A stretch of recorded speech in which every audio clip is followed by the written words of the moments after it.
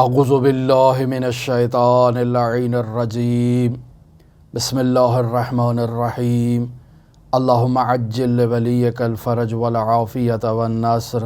وجعلنا من خیر اعوانہ وانصارہ وشیعتہ ومحبیہ۔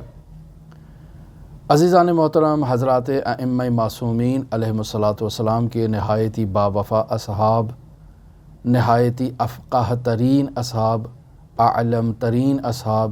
دانا ترین اصحاب کا تذکرہ آپ کے ساتھ جاری ہے۔ بیان ہوا مرحوم کشی رحمۃ اللہ علیہ نے 18 ایسے افراد کا تذکرہ کیا ہے، تعارف کروایا ہے کہ جو در واقع حضرات ائمہ معصومین علیہم الصلاۃ والسلام میں امام محمد باقر علیہ الصلاۃ والسلام سے امام علی ابن موسیٰ الرضا علیہ الاف و تحیت و ثنا تک راویان شیعہ میں افقہ ترین، اعلم ترین اور اتقیٰ ترین الشخصیات کا جو ہے وہ شمار ہوتا ہے، جنہیں اصحاب اجماع کہا جاتا ہے، کہ ان شخصیات تک اگر کوئی روایت پہنچ جائے تو علماء اس پر اعتماد کرتے ہیں کہ وہ یقیناً انہوں نے معصوم علیہ الصلاۃ والسلام سے سنی ہوگی۔ لہٰذا ان شخصیات کو بہت ہی احترام کی نگاہ سے دیکھا جاتا ہے، اور ہم انہی اصحاب کا تذکرہ کرتے ہوئے آج آپ کی خدمت میں پہنچے ہیں اس 14ویں شخصیت کی طرف کہ جن کا نام یونس بن عبد الرحمن ہے۔ عزیزان محترم، یونس بن عبد الرحمن کے بارے میں یوں بیان کیا جائے کہ وہ در واقع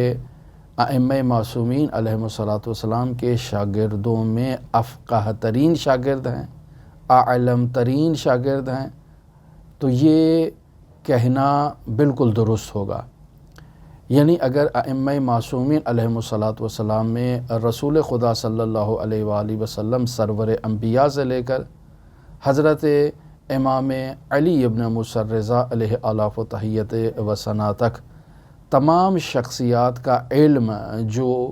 اصحاب تک منتقل ہوا، جو شاگردوں تک منتقل ہوا، اس تمام علم کو اگر یکجا کیا جائے تو یونس بن عبد الرحمن کا وجود بنتا ہے۔ عزیزان محترم، یہ باتیں در واقع رجال کی کتابوں میں نامور شخصیات نے بیان کی ہیں کہ اگر رسول خدا کے زمانے میں اور سید الاوصیاء کے زمانے میں دیکھا جائے تو اصحاب میں سلمان فارسی ہیں، اور اگر امام علی ابن موسیٰ الرضا کے زمانے میں دیکھا جائے تو یونس بن عبد الرحمن ہیں۔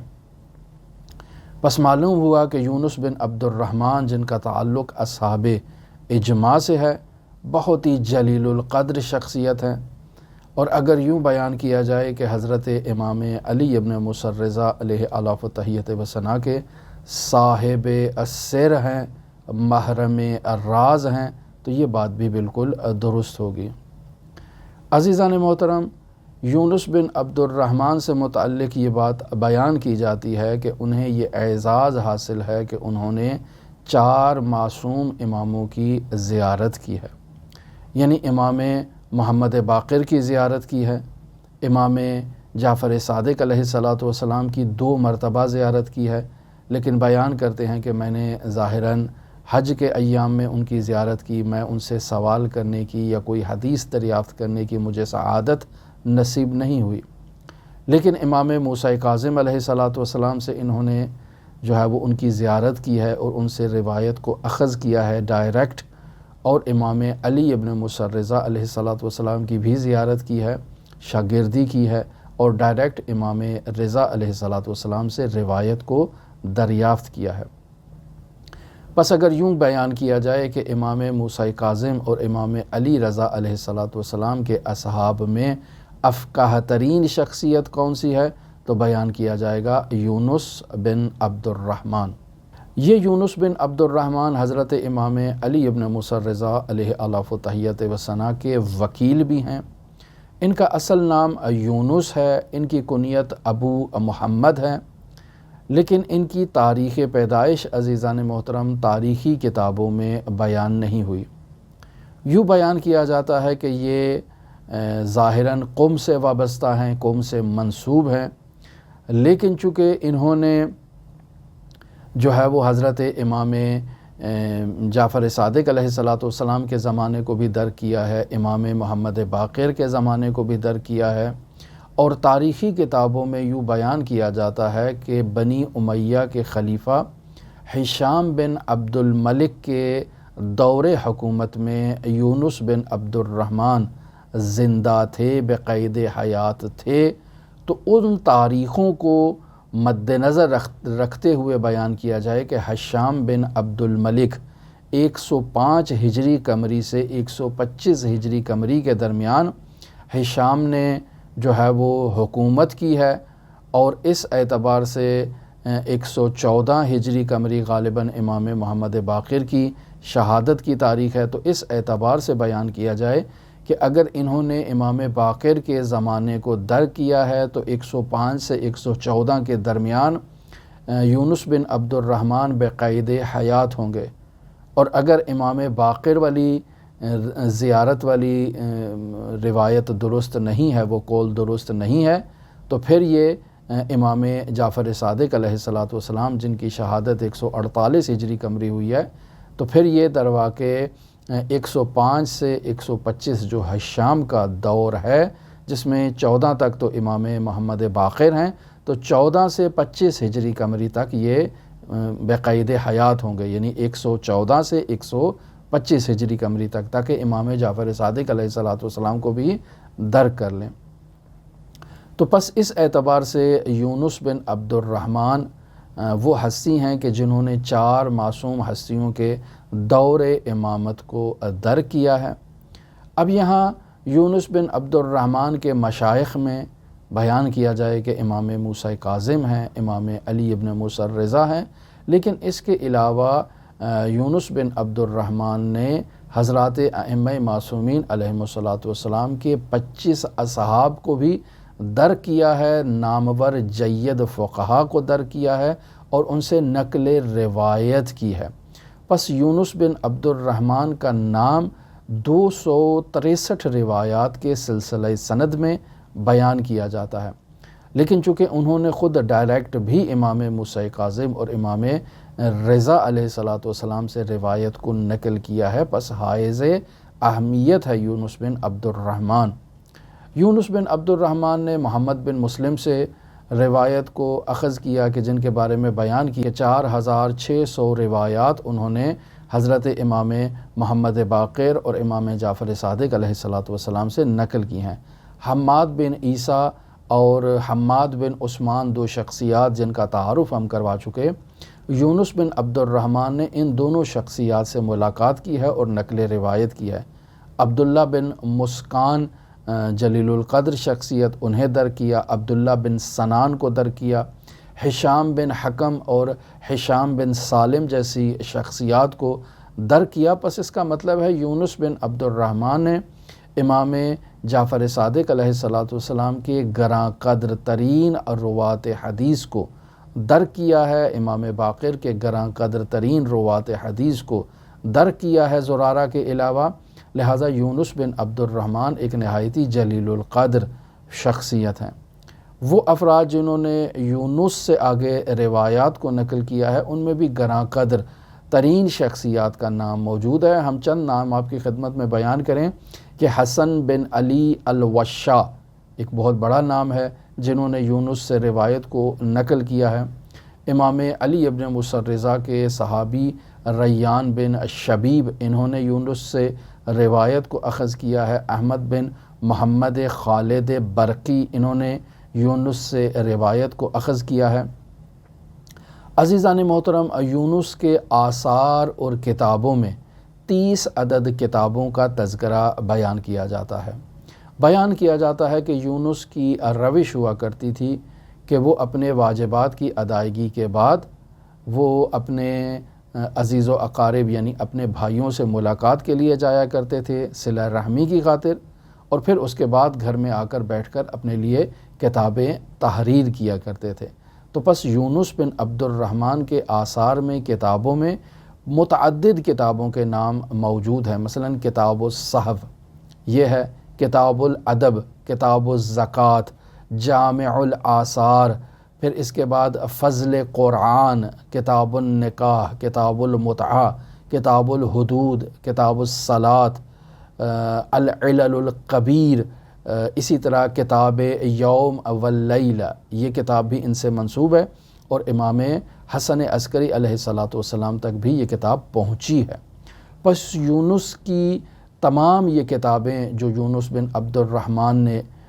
بیان کیں اور تحریر کیں، یہ کتابیں اگر درست کسی تک پہنچ جائیں تو اس کا مطلب ہے اس تک امام معصوم کا ایک عظیم ذخیرہ پہنچ چکا ہے۔ لہٰذا جن شخصیات نے یونس بن عبد الرحمن سے ان کتابوں کو دریافت کیا، انہوں نے درواقع ایک بہت ہی غنی اور بہت ہی مستند ترین ذریعے سے امام معصوم علیہ الصلاۃ والسلام کے کلام کو دریافت کیا۔ اب عزیزان محترم، یونس بن عبد الرحمن کو اگر حضرات ائمہ معصومین کی نظر میں تلاش کیا جائے تو امام علی ابن موسیٰ الرضا علیہ الصلاۃ والسلام ان شیعوں کو کہ جو امام تک نہیں پہنچ پاتے تھے بعد سفر کی وجہ سے یا اور مشکلات کی وجہ سے، جو امام سے رابطہ برقرار نہیں کر سکتے تھے، اور وہ آ کر جب امام سے سوال کرتے تھے کہ ہمیں کیا کرنا چاہیے، تو امام انہیں جواب میں کہا کرتے تھے کہ یونس بن عبد الرحمن کی طرف اور رجوع کرو۔ عزیزان محترم، میں اگر کسی شخصیت کو مستند کہہ دوں، ثقہ کہہ دوں، مورد اعتماد کہہ دوں، تو میں معصوم نہیں ہوں، لیکن اگر معصوم کسی کو معتمد کہیں، کسی کو ثقہ کہیں، کسی کو عبد صالح کہیں، تو اس کا ایک بہت بڑا نام بن جاتا ہے۔ یونس بن عبد الرحمن وہ شخصیت ہیں کہ جن کے لیے امام رضا علیہ الصلاۃ والسلام سے ایسے کلمات نقل ہوئے ہیں کہ امام کے نزدیک یونس معتمد شخصیت تھے۔ عزیزان محترم، بیان ہوا جیسے کہ پہلے بھی آغاز گفتگو میں بیان کیا گیا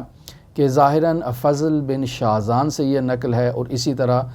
دوسری شخصیات نے بیان کیا ہے کہ ائمہ کے علم کو اگر نچوڑا جائے اور تمام علم جو اصحاب تک منتقل کیا ہے، تو 4 شخصیات ہیں جو حاملان علم ائمہ معصومین علیہم الصلاۃ والسلام ہیں، جن میں سب سے پہلی شخصیت سلمان فارسی ہیں، دوسری شخصیت جابر بن یزید جعفی ہیں جو امام محمد باقر کے صاحب خاص ہیں، سید اسماعیل حمیری ہیں، اور اس کے بعد چوتھے نمبر پر یونس بن عبد الرحمن کا نام لیا جاتا ہے۔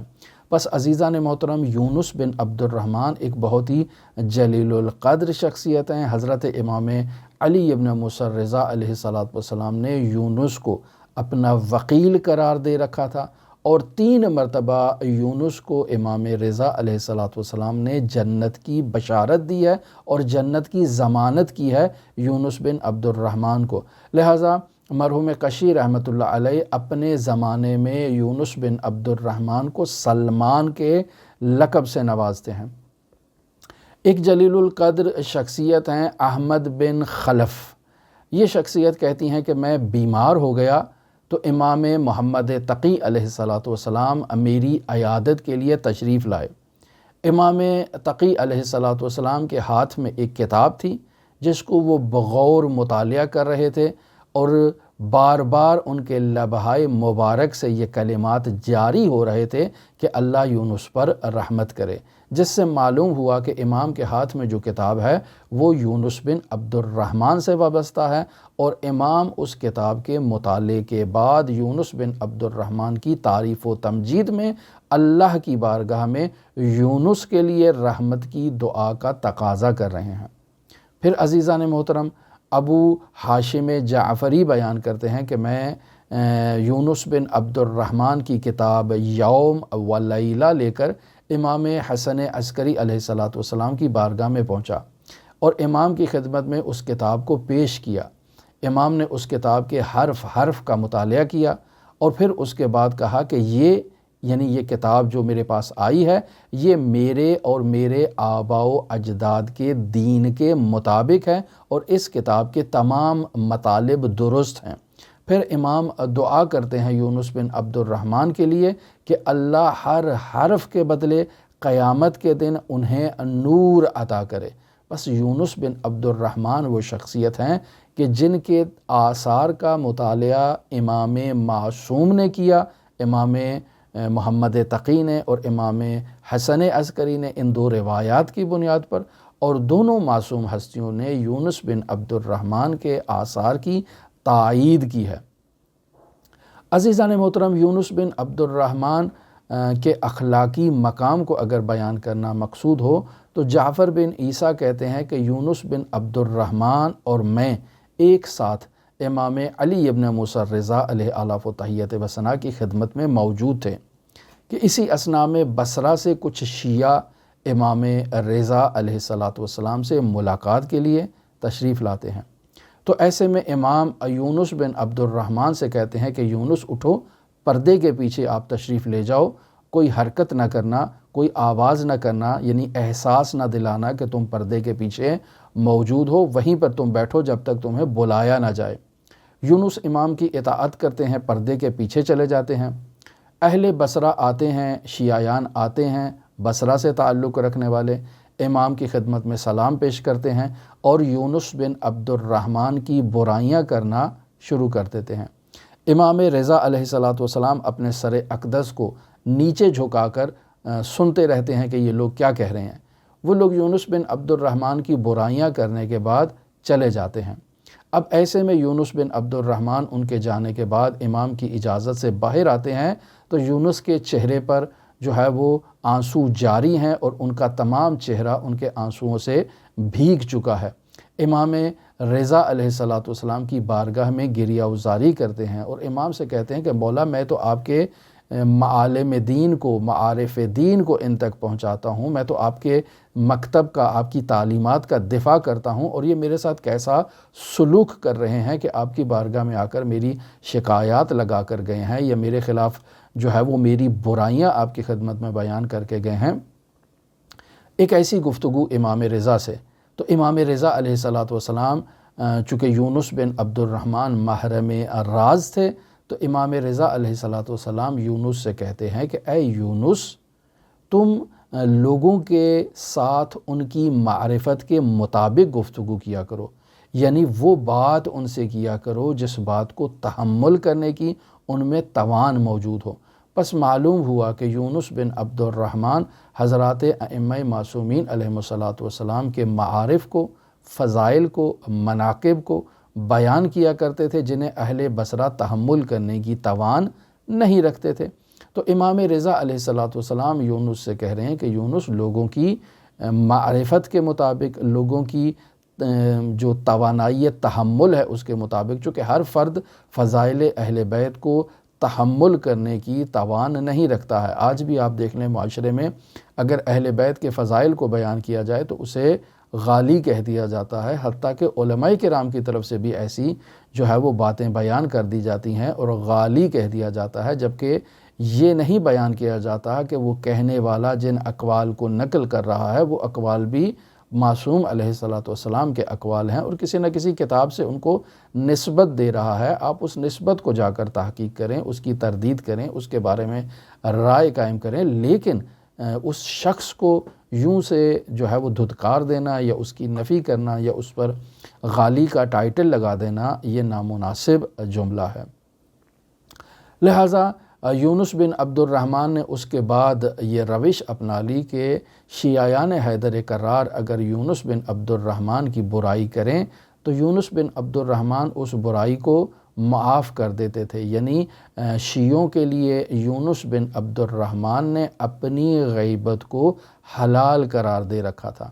یعنی بیان یوں ہوتا ہے کہ انا یونس بن عبد الرحمن قیل لہو، کہ یونس بن عبد الرحمن سے یوں کہا گیا کہ انا کثیرا من ہذہ العصابۃ یقعون فیک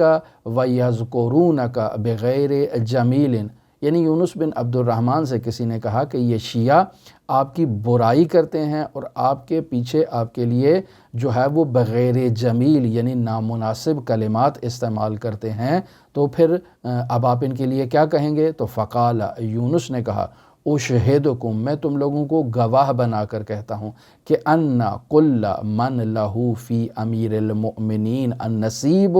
فہو فی حل مما قال،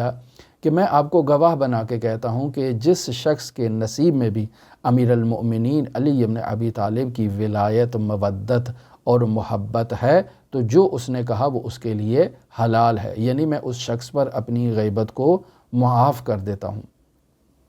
عزیزان محترم، یونس بن عبد الرحمن نے اپنی زندگی میں 54 مرتبہ حج تمتع کو انجام دیا ہے، 45 مرتبہ یونس نے عمرہ انجام دیا ہے، اور آخری حج یونس بن عبد الرحمن نے امام معصوم امام علی ابن موسیٰ الرضا علیہ آلاف و تحیت و ثنا کی نیابت میں انجام دیا۔ اور بیان کر چکا آپ کی خدمت میں کہ فضل بن شاہزان یونس بن عبد الرحمن کو جو ہے وہ افقہ ترین شخص جانتے تھے، یعنی سلمان فارسی جو اپنے زمانے میں افقہ ترین تھے، تو سلمان کے بعد سلمان زمان یونس بن عبد الرحمن تھے جو افقہ ترین تھے۔ اب عزیزان محترم، بعض لوگ یونس بن عبد الرحمن کی مذمت پر روایات کو بیان کرتے ہیں۔ اگر ایسی روایات ہیں تو وہ روایات یا سندن ضعیف ہیں یا دلالتاً ضعیف ہیں۔ یونس بن عبد الرحمن موثق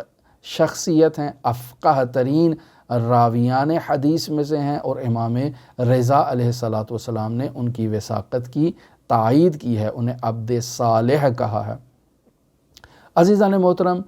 حضرت امام موسیٰ کاظم علیہ السلام کی شہادت کے بعد یونس بن عبد الرحمن نے جب مشاہدہ کیا کہ لوگ امام موسیٰ کاظم علیہ السلام پر توقف کر رہے ہیں،